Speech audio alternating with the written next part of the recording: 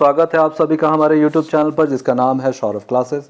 आज मैं MA semester 1 के सब्जेक्ट कोर्स CC1 जो हमारा दूसरा पेपर है, इससे अखनाटन की उपलब्धियां लेकर उपस्थित हुआ हूं। तो चलिए शुरू करते हैं। अखनाटन की उपलब्धियों का मूल्यांकन करें। ओमनोहोतप तृतीय की मृत्यु के बाद मिस्र की गद्दी पर उसका पुत्र ओमनोहोतप चतुर्थ बैठा, जो आगे चलकर विश्व इतिहास में अखनाटन के नाम से प्रसिद्ध हुआ। वह बचपन से ही धार्मिक प्रवृत्ति का था, जो उसके शासन कार्यों से स्पष्ट परिलक्षित होता है। अखनाटन के पिता कला प्रेमी तथा विलासी प्रवृत्ति के व्यक्ति थे, परंतु उसकी माता व्यवहार कुशल तथा चतुर महिला थी। अखनाटन पर बाल्यावस्था से ही माता पिता के चारित्रिक गुणों का गहरा प्रभाव था। अखनाटन ने अपने राज्यारोहण के तुरंत बाद एटन देवता को मिस्र का सर्वोच्च देवता घोषित किया और मिस्र धर्म में क्रांतिकारी परिवर्तन लाने के कारण उसका नाम अखनाटन पड़ा। ओमनोहोतप तृतीय की मृत्यु के बाद मिस्र को बाह्य एवं आंतरिक कई समस्याओं का सामना करना पड़ा। इस कठिन परिस्थिति का सामना करने के लिए एक शक्तिशाली और व्यवहारिक शासक की आवश्यकता थी, जो अराजक स्थितियों को अपने नियंत्रण में ला सके और क्षेत्रीय शासकों को अपने अधीन कर सके। लेकिन मिस्र को ऐसा शासक मिला जो आदर्शवादी था। वह धर्म में ज्यादा रुचि रखता था तथा अपने शासन को धर्म के अनुसार चलाना चाहता था।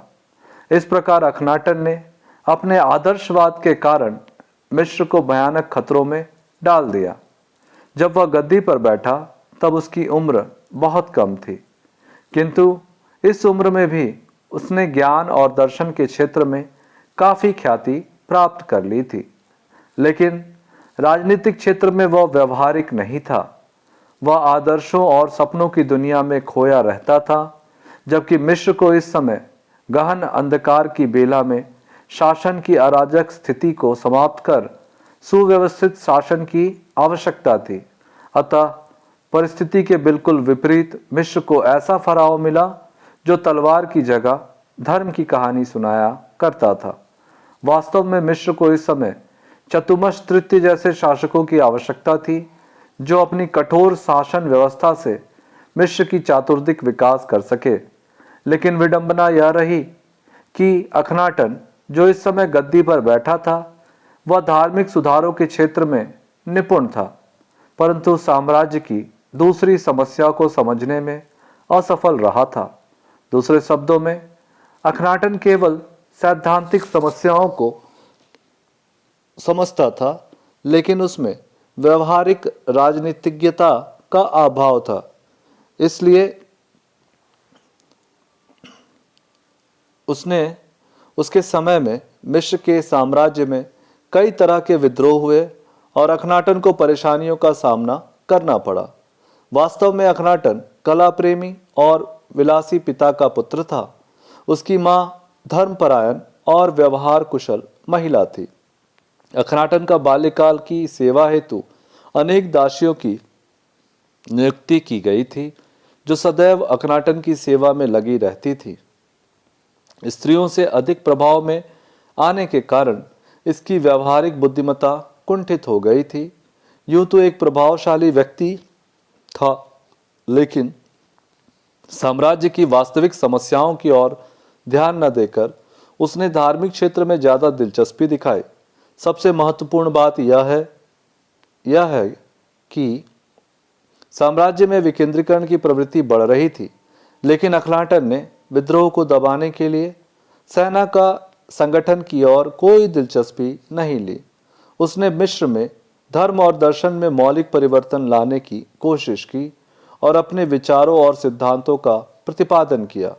इस कारण उसने मिस्र के शासकों में एक विशिष्ट स्थान प्राप्त कर लिया, जो उसकी सबसे बड़ी उपलब्धि थी। अपने धार्मिक और दार्शनिक विचारों के कारण वह प्राचीन विश्व के इतिहास में पहला धार्मिक व्यक्ति माना जाता है। उसने धर्म में अमूल परिवर्तन किए। एमन देवता उस समय के पारंपरिक देवता थे। 5 वर्षों तक उसने एमन देवता की पूजा की, लेकिन शासन के 6ठे वर्ष जब उसकी उम्र 15 वर्ष की थी, तब उसने खुलेआम अपने आप को विधाता घोषित किया और एटन देवता को साम्राज्य का सर्वश्रेष्ठ देवता घोषित किया। एटन सूर्य देवता का एक रूप था और उसकी आराधना से अखनाटन के द्वारा मिश्र धर्म में क्रांति की शुरुआत हुई। अखनाटन ने एटन देवता के अतिरिक्त अन्य देवताओं की पूजा बंद करवा दी, जिससे मिश्र की प्रजा नाखुश तो हुई ही, साथ ही साथ उसके क्रांतिकारी विचारों का प्रभाव मिश्र की जनता पर अच्छा नहीं हुआ। अखनाटन ने यह घोषित किया कि मिश्र का सारा धार्मिक संगठन गलत था, एटन देवता ही वास्तविक था। उसने यह प्रचार करना शुरू किया कि एटन देवता अपने आप को सूर्य के चक्र द्वारा प्रकट करते हैं, जिसे बराबर देखा जा सकता है। अखनाटन द्वारा प्रतिपादित नए धर्म की झलक हमें एटन देवता के प्रति रचित प्रार्थनाओं की रचना से मिलती है। उन प्रार्थनाओं की रचना राजा की व्यक्तिगत पूजा के लिए की गई थी।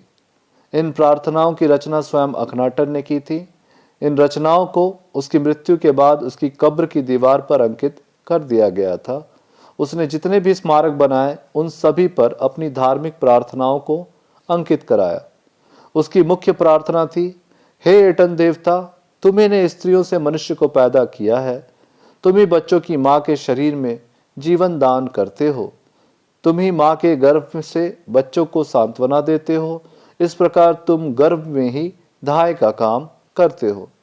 इसमें कोई संदेह नहीं कि अखनाटन की प्रार्थनाएं उच्च धार्मिक कीर्तन और विश्व बंधुता के आदर्श उपस्थित करती है। जो कोई इन प्रार्थनाओं को सुनता था वह इस युवा शासक की उदारता और उच्च कल्पना से प्रभावित हुए बिना नहीं रह सकता था। अखनाटन विश्वास करता था कि एटन देवता सभी प्राणियों के माता पिता है तथा वे सभी से प्रेम करते हैं। इस प्रकार वह विश्व बंधुत्व के सिद्धांत का प्रथम प्रचारक था। इस दृष्टिकोण से अखनाटन मानव इतिहास का पहला पैगंबर माना जा सकता है। इसका व्यक्तिगत जीवन भी आदर्शनीय था। इस प्रकार उसने अपने आदर्श को अपने जीवन में कार्यान्वित करने का प्रयत्न किया तथा अपने समस्त जीवन को एक नए धर्म के प्रचार में लगा दिया। अखनाटन की विशेषताओं के बावजूद भी अनेक इतिहासकारों ने उसकी आलोचना की है। उसने अपने समस्त जीवन को नए धर्म के प्रचार में लगा दिया तथा राज्य की अन्य समस्याओं की ओर ध्यान नहीं दिया। धीरे धीरे मिस्र देश की कठिनाई बढ़ती गई और उसके शत्रु देश उस पर आक्रमण की तैयारी करने लगे। अखनाटन युद्ध और विजय से घृणा करता था। इसी कारण उसने अपने शत्रुओं के आक्रामक नीतियों के बावजूद भी उन पर आक्रमण नहीं किया। यह उसकी महान भूल थी। इस प्रकार जिस राज्य की स्थापना उसके पूर्वजों ने की वह टुकड़ों में विभाजित होना प्रारंभ हो गया। इसलिए उसके सिद्धांत और उसके सारा जीवन एक शासक के रूप में असफल रहा। उसकी मृत्यु के बाद सदियों का पुराना धर्म पुनः प्रचलित हुआ तथा अखनाटन द्वारा स्थापित नया शहर अखनाटन पूरी तरह से वीरान हो गया। पुनः एटन के स्थान पर एमन देवता की पूजा शुरू हो गई। इस तरह अखनाटन के द्वारा स्थापित नया धर्म बालू की बनी हुई दीवार सिद्ध हुआ। निष्कर्ष में देखेंगे, इस प्रकार उपरोक्त अध्ययनों से हम इस निष्कर्ष पर पहुंचते हैं कि अखनाटन का संपूर्ण जीवन एवं उसकी उपलब्धियां धर्म के इर्द गिर्द ही घूमती रही। उसने अपने संपूर्ण शासन में अन्य क्षेत्रों पर बिल्कुल ध्यान नहीं दिया। केवल धर्म को ही आधार मानकर उसने मिस्र पर शासन किया। इस कारण कई इतिहासकारों ने अखनाटन की तीव्र आलोचना की है, परंतु इन आलोचनाओं के बावजूद अखनाटन विश्व इतिहास में एक महत्वपूर्ण स्थान रखता है। हम अखनाटन की तुलना भारत के अशोक महान तथा सम्राट अकबर से भी कर सकते हैं। जहां अशोक ने बौद्ध धर्म के मूल स्वरूप को अपनाकर अपने धर्म का प्रचार किया, जिसके कारण उसके धर्म की ख्याति विश्व में फैली, वहीं दूसरी ओर सम्राट अकबर ने भी दीन-ए इलाही धर्म की स्थापना की थी, परंतु वह धर्म केवल राजधर्म बनकर रह गया था। इसमें कोई संदेह नहीं कि अपने धार्मिक सिद्धांतों और आदर्शों के कारण वह बहुत साहसी शासक और विचारक था। विश्व का पहला धर्म प्रचारक था जिसने मानव जाति की उस अवस्था में इतने ऊंचे धार्मिक आदर्शों की कल्पना की।